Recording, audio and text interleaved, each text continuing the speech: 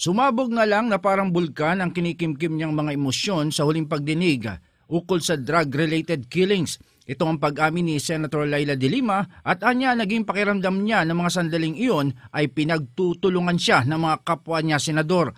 Bagamat walang tinukoy si De Lima, ang naroon ng mga senador ay sina Dick Gordon, ang chairman ng Committee on Justice and Human Rights, Ping Lacson, Alan Peter Cayetano at Manny Pacquiao na pawang matatabang sa mga pagbubunyag ng umaming hitman ng Davao Death Squad na si Edgar Matubato. They were ganging up on me and unreasonably ganging up on me. And, and then statements like, we're taken for a ride, or you and Matubato have fooled the Senate. What an accusation. It's so cruel. It's so unfair. Kaya nga, kasi for the past weeks, I was trying to always control my emotions. Nagde-deadman na lang ako sa ginagawa sa akin, sa house, etc. Pero, may hangganan din. Started with my press ko. May hangganan na po eh. I'm also a human being, and I'm a woman. I have feelings. I know how to get hurt. And I'm now so deeply hurt. Kaya siguro naintindihan nyo kung bakit ba minsan nagkakaganito po ako. Ma'am,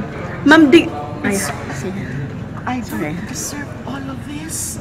I'm just trying to help.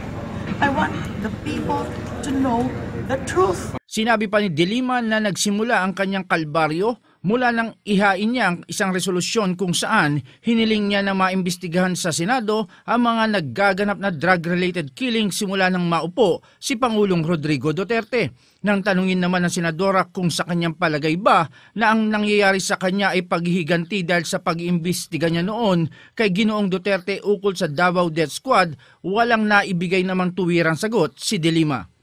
I really don't know. Because this all started now when I went ahead with my resolution to investigate the EJ case.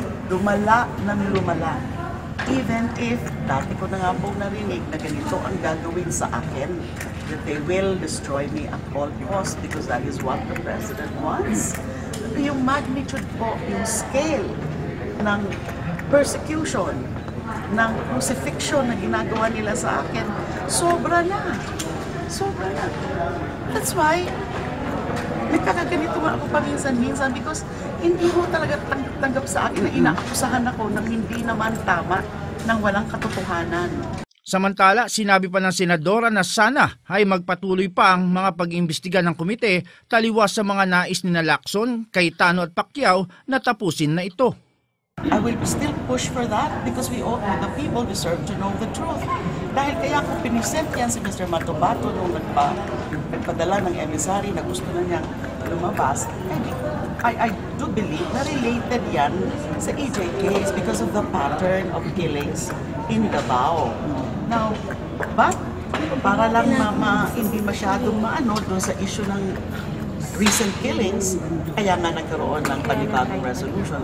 Ngunit sa kabila ng nangyari noong Lunes ng gabi, iginit ni De Lima na nanatili ang respeto niya sa mga kapwa senador. Janice Cosio, Radyo Inquirer, 990, bayang nagtatanong, mamaya nag-uusisa.